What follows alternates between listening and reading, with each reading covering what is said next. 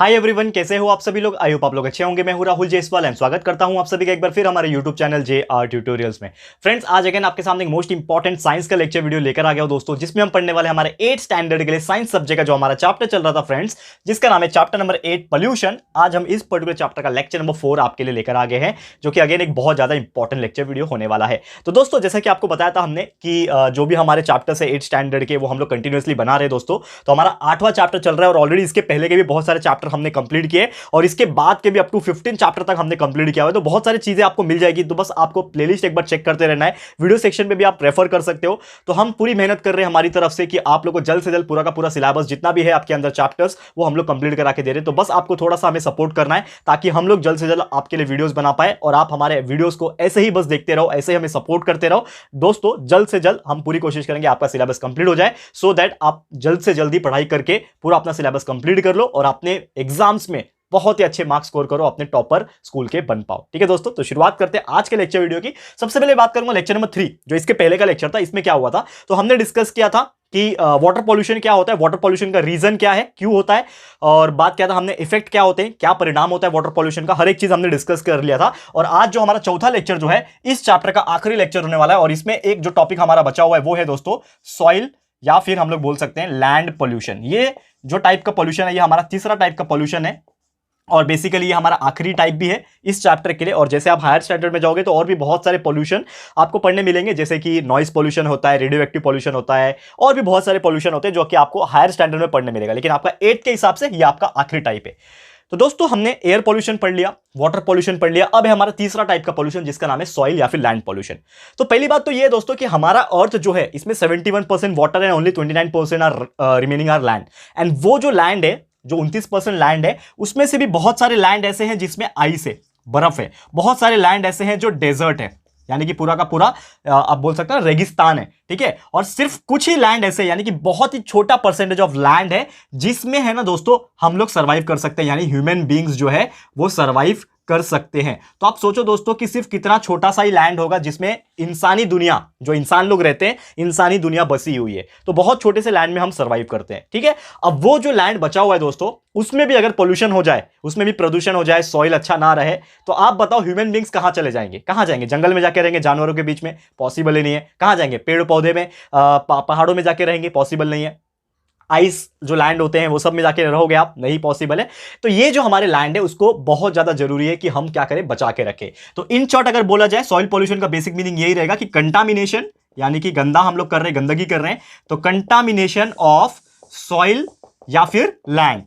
ठीक है, इसी चीज को हम लोग बोलते हैं इज कॉल्ड सॉइल पॉल्यूशन। ठीक है, सॉइल पॉल्यूशन हम लोग बोलते हैं। तो ये बेसिक डेफिनेशन है, ये आप लोग भी अपने ओन लैंग्वेज में लिख सकते हो, कोई प्रॉब्लम नहीं है। कि अगर किसी भी तरीके से आपका जमीन, लैंड, सॉइल, ये जो भी है वो गंदा हो जाता है, कंटामिनेट हो जाता है, प्रदूषित हो जाता है, उस चीज को हम लोग क्या बोलते हैं दोस्तों? हमारा सॉइल पॉल्यूशन। ठीक है, अब बात करेंगे कि ये सॉइल पॉल्यूशन जो होता है इसके पीछे रीजंस क्या है। सबसे बड़ा रीजन दोस्तों, बहुत इंपॉर्टेंट चीज ये है जानना आपको कि रीजन सॉइल पॉल्यूशन के बहुत सारे होते हैं। क्या रीजन हो सकता है? आप ही सोचो दोस्तों कि आप जो खेती करते हो, ठीक है, आप जो क्या कर रहे हो, खेती कर रहे हो, उसमें आप लोग सबसे ज्यादा क्या यूज करते हो? Chemical fertiliser. ठीक है, ये आप लोग के लिए नहीं बोल रहा हूं, ये हर एक लोग के लिए बोल रहा हूं जो इंसान खेती करता है। आज के डेट में, अभी भी, पहले के जमाने में तो बहुत ज्यादा यूज होता था, लेकिन आज के डेट में भी बहुत ज्यादा केमिकल फर्टिलाइजर्स हो गए। ठीक है, और बात करें हम लोग पेस्टिसाइड्स हो गए।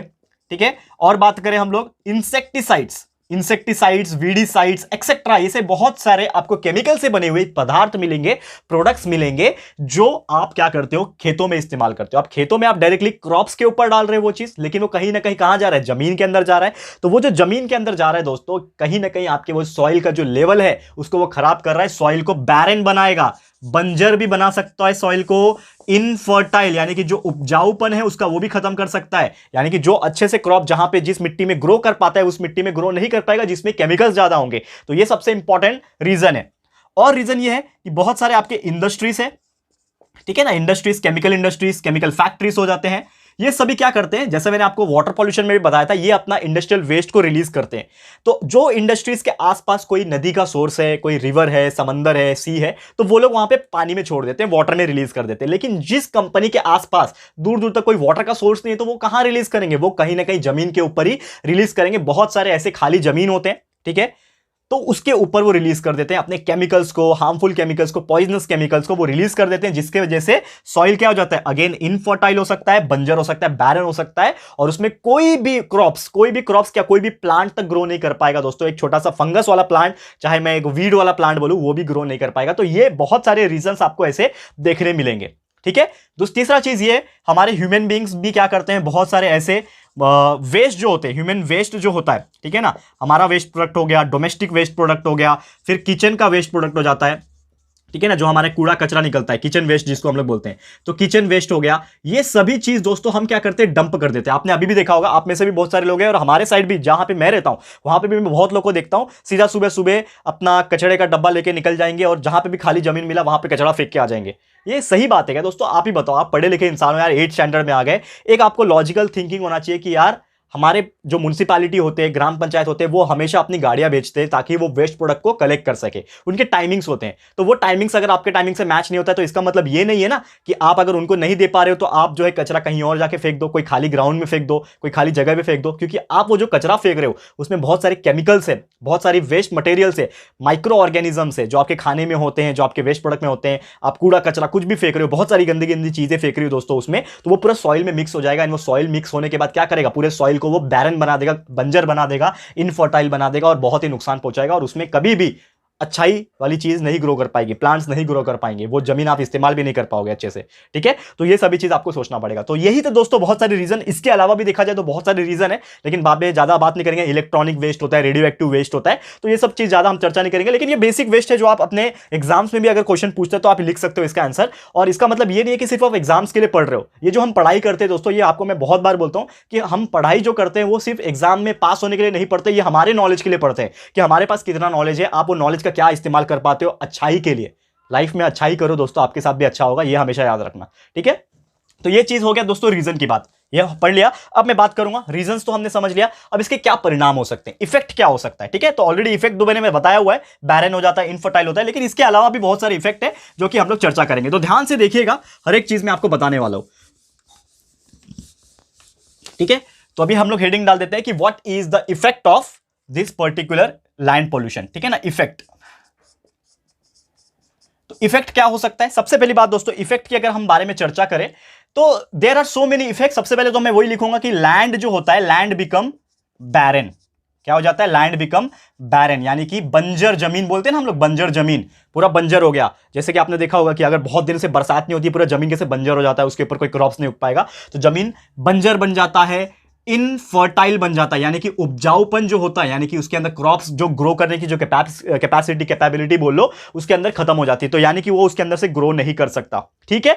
अब क्या हो जाता है, जैसे ही आप कोई भी जैसे कि आपने देखा, अभी मैंने आपको बताया कि जो इंडस्ट्रीज होते हैं, जो वेस्ट प्रोडक्ट होते हैं, वो रिलीज करते हैं अपना, तो उसमें बहुत सारे सॉल्ट जो होते हैं ना, सॉल्ट्स, वो पूरे सॉइल के अंदर जाके मिक्स हो जाते हैं। सॉल्ट्स सॉइल के अंदर जाके क्या हो जाते हैं, मिक्सेस विद द सॉइल, ठीक है। Salts mixes with the soil, soil के अंदर जाके क्या हो जा रहे हैं दोस्तों, मिक्स हो जा रहे हैं, जो कि अगेन आपको क्या करेंगे, इनफर्टाइल बनाएंगे। सॉरी मैंने स्पेलिंग गलत लिख दिया इनफर्टाइल का, ठीक है, यहां पे इनफर्टाइल, ठीक है, इनफर्टाइल बना देंगे और जमीन को बहुत ज्यादा नुकसान पहुंचाएंगे। एंड साथ ही में कुछ ऐसे टॉक्सिक सब्सटेंस इसके अंदर आ जाएंगे, कुछ जहरीले पदार्थ बोलते हैं, सॉइल के अंदर क्या आ जाएंगे, कुछ ऐसे टॉक्सिक सब्सटेंस आ जाएंगे जो कि आपके लिए भी हानिकारक है, क्योंकि अगर गलती से आप वो सॉइल के कांटेक्ट में आते हो तो हो सकता है आपको स्किन प्रॉब्लम हो जाए, स्किन डिसीज हो जाए, और आपके आसपास अगर वो मिट्टी कांटेक्ट में आ रही है तो आपको बहुत ज्यादा बीमार कर सकती है। और इसके साथ ही में क्या हो जाता है, बहुत सारे जो डिसीजेस होते हैं, जो बीमारियां होते हैं ना, वो आपको लग सकती है। डिसीजेस स्प्रेड होने का, फैलने का खतरा बहुत ज्यादा हो जाता है,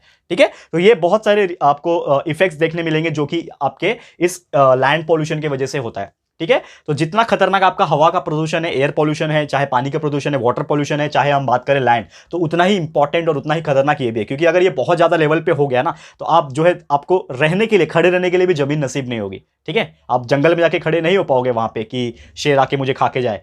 आप कोई आइसलैंड में खड़े नहीं हो पाओगे क्योंकि आप वो टेम्परेचर सर्वाइव नहीं कर पाओगे। डेजर्ट में नहीं जा पाओगे क्योंकि वहां पे इतनी कड़क धूप होती है और आप सर्वाइव नहीं कर पाओगे। आपके लिए जो बचा हुआ जमीन है, जो ह्यूमंस के लिए है, उसको बचाना और सेफ रखना, ये हमारी रिस्पॉन्सिबिलिटी है। तो ये आपके हाथ में ही है, हमारे हाथ में ही है, सबके हाथ में है, और हम लोग अभी से इसके ऊपर ध्यान देंगे, कंट्रोल करेंगे, तो डेफिनेटली हम लोग इसके खिलाफ जीत सकते हैं, ठीक है। एक और छोटा सा टॉपिक है दोस्तों, इसको भी कवर करा लेते हैं यहां पे, जो कि अगेन आपके सॉइल और लैंड पॉल्यूशन के ऊपर ही डिपेंड करता है। जैसे कि मैंने आपको बताया कि जो सॉइल पॉल्यूशन है कहीं ना कहीं इसका जो रिलेशन है ना दोस्तों, यहां पे मैं आपको बता रहा हूं, ध्यान से देखने का ये वाला चीज, कि कहीं ना कहीं आप अगर मैं बताऊं आपको कि सॉइल पॉल्यूशन और एक चीज है आपका वाटर पॉल्यूशन, तो वाटर पॉल्यूशन में और सॉइल पॉल्यूशन में या फिर लैंड पॉल्यूशन बोल लो, जो भी आप नाम देना चाहते हो दे सकते हो, सॉइल पॉल्यूशन में वाटर पॉल्यूशन में कहीं ना कहीं एक क्या है दोस्तों, रिलेशन है। तो वो रिलेशन क्या है एग्जैक्टली, कहीं ना कहीं उनके बीच में एक संबंध है, तो वो क्या है? तो बहुत सारे रिलेशंस आपको देखने मिलेंगे कि वाटर पॉल्यूशन की वजह से ही सॉइल पॉल्यूशन होता है या फिर सॉइल पॉल्यूशन की वजह से ही वाटर पॉल्यूशन होता है। तो ये दोनों एक दूसरे से डिपेंडेंट है कहीं ना कहीं। एक बेस्ट एग्जांपल देता हूं एग्रीकल्चर का, खेती का। जैसे मैंने आपको बताया कि हम लोग जब एग्रीकल्चर करते हैं, खेती करते हैं, तो हम क्या यूज करते हैं? फर्टिलाइजर्स। ठीक है, फर्टिलाइजर्स यूज करते हैं। तो फर्टिलाइजर्स यूज करते हो तो फर्टिलाइजर्स कहां डाला जाता है? मेरा सवाल यह है कि फर्टिलाइजर्स को कहां डालते हैं? फर्टिलाइजर्स को डाला जाता है मिट्टी में, मिट्टी में मिला दिया जाता है। तो मिट्टी में आप मिला रहे हो यानी कि कहीं ना कहीं आप सॉइल को पल्यूट कर रहे हो, क्योंकि वो केमिकल से बना हुआ है, उसमें सोडियम होता है, पोटेशियम होता है, सल्फर होता है, so many types of toxic elements उसके अंदर आते हैं और वो आपके सॉइल को कहीं ना कहीं बेटर बनाते हैं, लेकिन बहुत ज्यादा जब यूज कर लोगे तो कहीं ना कहीं खराब भी बनाएंगे। ठीक है, तो वो फर्टिलाइजर सॉइल में मिक्स हो गए तो आपका क्या हो गया? सॉइल पोल्यूशन हो गया। लेकिन सॉइल पोल्यूशन जब हो गया दोस्तों, तो कभी बरसात जब आती है, यानी कि जब बारिश का सीजन आता है, रेनी सीजन जब आता है, जब बारिश जब गिरेगा खेतों में, तो पानी जमा हो जाएगा खेत में, यानी कि जो मिट्टी में केमिकल्स थे फर्टिलाइजर्स के थ्रू आए हुए, वो पानी में भी मिक्स हो गया और वो पानी धीरे धीरे बह के किधर जाएगा दोस्तों? खेतों में से जब पानी निकलता है तो वो किसी नाले में जाता है। नाला मतलब छोटा सा कैनाल होते हैं, कैनाल्स गांव में आपने देखा होगा, खेतों के साइड में कैनल्स होते हैं। वो कैनल्स के थ्रू कहां जाते हैं? नदी में जाते हैं, रिवर्स में जाते हैं, लेक्स में जाते हैं, समुद्र में भी जा सकते हैं। तो ऐसे जगह पे आपने देखने मिला, यानी कि इन शॉर्ट आपका सबसे पहले हुआ सॉइल का पॉल्यूशन, और सॉइल पॉल्यूशन से डायरेक्टली क्या हो गया दोस्तों? वो वाटर में कन्वर्ट हो गया, यानी कि वाटर पॉल्यूशन में। यानी कि एक तीर से दो शिकार हो रहा है, लेकिन वो शिकार जो हो रहा है वो अच्छे के लिए नहीं हो रहा है, वो बुरे के लिए हो रहा है। यानी कि आपके फर्टिलाइजर्स के यूज करने की वजह से आपने सॉइल पॉल्यूशन भी किया, और सॉइल पॉल्यूशन के साथ बारिश जब हुआ उसके साथ वाटर पॉल्यूशन भी ऑटोमेटिकली आया। इसके लिए ये दोनों एक दूसरे के ऊपर डिपेंडेंट है, इनके बीच का रिलेशन है। अब इसका उल्टा भी देख लो।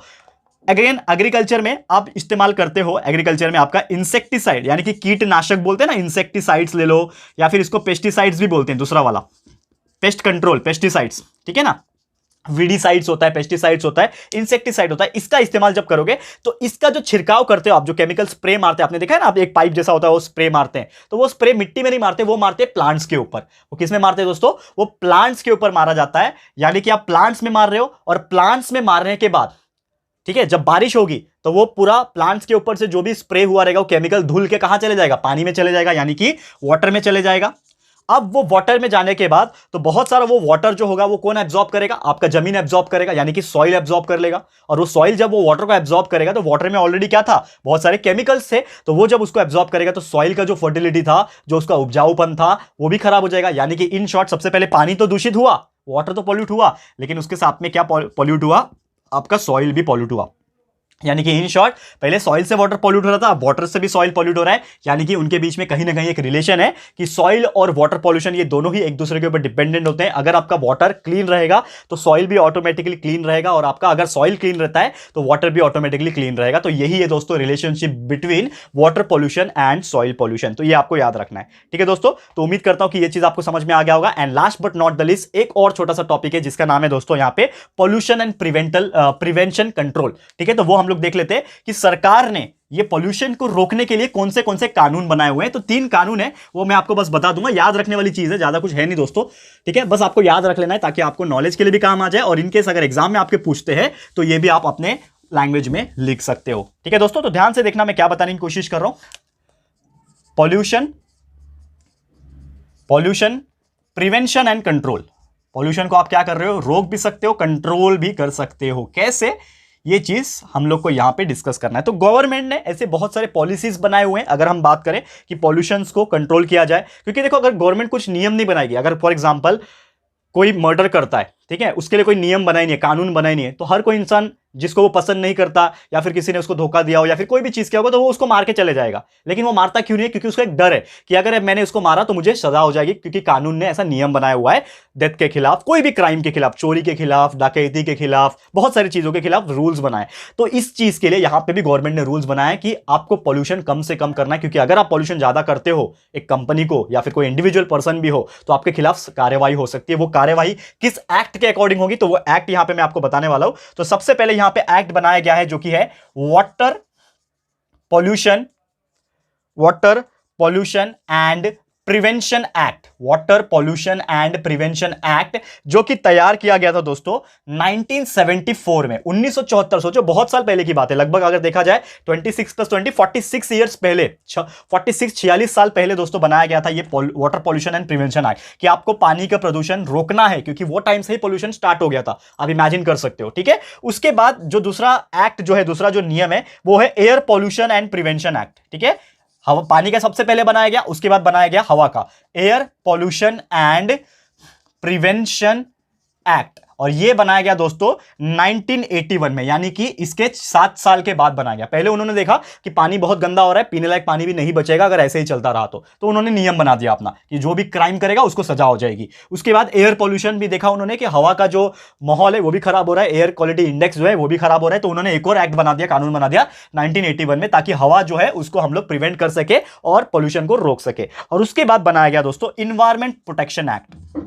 ठीक है, इन्वायरमेंट प्रोटेक्शन एक्ट, कि आपका इसके अंदर ही आपका पूरा सॉइल वगैरह सब आ जाता है। ठीक है ना, जितने भी इकोसिस्टम होते हैं, एनिमल्स हो गए, प्लांट्स हो गए, इन शॉर्ट आपका पूरा का पूरा इन्वायरमेंट, इसको प्रोटेक्ट करने के लिए प्रोटेक्शन एक्ट बनाया गया, जो कि बनाया गया 1986 में, कि लोग जो है ये सभी चीज का फॉलो करें, एंड बहुत सारी चीज यहां पे गवर्नमेंट ने तैयार की। एंड ये सब चीज को रेगुलेट कौन करता है? अगर स्टेट के हिसाब से देखा जाए तो हमारे महाराष्ट्र में एमपीसीबी, ठीक है ना, एमपीसीबी का फुल फॉर्म होता है, यहां पे फुल फॉर्म नहीं लिखाऊंगा, मैं खाली बता रहा हूं, महाराष्ट्र पोल्यूशन कंट्रोल बोर्ड। अगर आपका स्टेट महाराष्ट्र है तो महाराष्ट्र पोल्यूशन कंट्रोल बोर्ड हो जाएगा। दूसरा स्टेट है, समझ लो गुजरात है, तो जीपीसीबी हो जाएगा, गुजरात पोल्यूशन कंट्रोल बोर्ड। मुझे इतना नहीं मालूम है दूसरे स्टेट का, क्योंकि हम लोग महाराष्ट्र में रहते हैं तो हम लोग ज्यादा खबर महाराष्ट्र के बारे में रखते हैं, और आपको भी वही पता होना चाहिए क्योंकि आपका सिलेबस भी महाराष्ट्र बोर्ड का ही है। तो महाराष्ट्र पोल्यूशन कंट्रोल बोर्ड ये हो गया आपका एमपीसीबी, और एक पूरे इंडिया के लिए होता है जो कि ये सब चीज को कंट्रोल करता है, जिसको हम लोग बोलते हैं सीपीसीबी। तो ये होता है central pollution control board. Central का मतलब होता है पूरे इंडिया लेवल का। ठीक है ना, तो ये MPCB Maharashtra pollution control board जो है, हमारे महाराष्ट्र के जितने भी पोल्यूशन चीजें होती हैं, चाहे हवा हो, पानी हो, जमीन हो, हर एक चीज का देखरेख करता है, और इसके अंडर में ही होता है। अगर किसी ने यहां पे कोई कंपनी ने ज्यादा प्रदूषण किया, पोल्यूशन किया, तो उसके खिलाफ कार्यवाही जो करेगा वो एमपीसीबी करेगा। पूरे इंडिया में कहीं होता है, और इसके ऊपर का जो हेड पोजीशन होता है वो सीपीसीबी के हाथ में होता है, यानी कि सेंट्रल पोल्यूशन कंट्रोल बोर्ड के हाथ में होता है, जो ये सभी चीज की देखरेख करता है। क्लियर दोस्तों? तो उम्मीद करता हूं कि ये पोल्यूशन कंट्रोल जितने भी चीजें हैं ये आपको समझ में आ गया होगा। तो आज का लेक्चर दोस्तों यहीं पे समाप्त होता है, जिसमें हमने बहुत सारी इंपॉर्टेंट बातें कर ली, वाटर पोल्यूशन के बारे में, इवन जो हमारा लास्ट टॉपिक था लैंड या फिर सॉइल पोल्यूशन के बारे में, कैसे होता है, क्या होता है, क्यों होता है, और कौन से पोल्यूशन कंट्रोल एक्ट बनाए गए हैं, ये सभी चीज हमने एक्सप्लेन कर दिया। तो आज के लिए इतना ही, और इसी के साथ हमारा जो चैप्टर है जिसका नाम है चैप्टर नंबर 8 पोल्यूशन, ये होता है फाइनली यहाँ पे कंप्लीट। ठीक है दोस्तों, तो आज के लिए इतना ही। जल्द मिलेंगे आपके सामने एक नए लेक्चर वीडियो में, जिसमें आपको और भी ऐसे ही बेहतरीन चैप्टर्स की हम शुरुआत करेंगे 8 स्टैंडर्ड के लिए, और भी जो भी पेंडिंग्स हमारे चैप्टर है सब के सब कवर करा देंगे। तो बस आपको हमारे वीडियो को देखते रहना है और ऐसे ही प्यार देते रहे। तो ये वीडियो और ये चैप्टर आपको कैसा लगा है दोस्तों, प्लीज हमें कमेंट करके बताइएगा, अपनी राय और सजेशन जरूर से दीजिएगा दोस्तों। और अगर आपको ये वीडियो पसंद आया, यूजफुल लगा है फ्रेंड्स, तो प्लीज ये वीडियो को लाइक कीजिएगा, शेयर कीजिएगा अपने सारे फ्रेंड्स लोग के साथ, फटाफट से शेयर कर दो। एंड अगर आपने अभी तक इस चैनल को सब्सक्राइब नहीं किया है तो फटाफट से हमारे चैनल को सब्सक्राइब कर देना, साथ में बेल आइकन को प्रेस कर देना, ताकि जब भी हम लोग वीडियो लेकर आएंगे आप लोगों को नोटिफिकेशन मिलती रहेगी। ठीक है फ्रेंड्स, तो मिलते हैं हमारे अगले वीडियो में। ये वीडियो देखने के लिए thank you and good bye.